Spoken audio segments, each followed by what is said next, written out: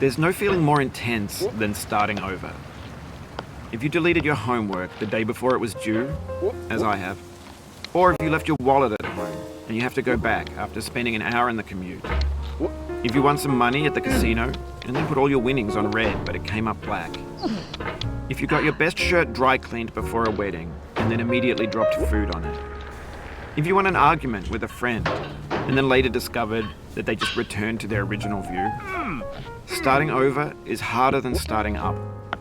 If you're not ready for that, like if you've already had a bad day, then what you're about to go through might be too much. Feel free to go away and come back. I'll be here.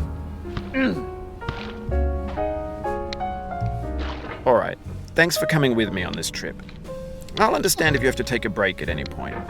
Just find a safe place to stop and quit the game. Don't worry, I'll save your progress, always, even your mistakes.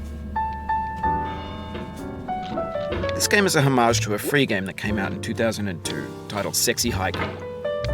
The author of that game was Jazuo, a mysterious Czech designer who was known at the time as the father of B games. And B games are rough assemblages of found objects. Designers slap them together very quickly and freely, and they're often too rough and unfriendly to gain much of a following. They're built more for the joy of building them than as polished products. In a certain way, Sexy Hiking is the perfect embodiment of a B game. It's built almost entirely out of found and recycled parts, and it's one of the most unusual and unfriendly games of its time. In it, your task is simply to drag yourself up a mountain with a hammer. And that act of climbing, in the digital world or in real life, has certain essential properties that give the game its flavor. No amount of forward progress is guaranteed. Some cliffs are too sheer or too slippery. And the player is constantly, unremittingly in danger of falling and losing everything.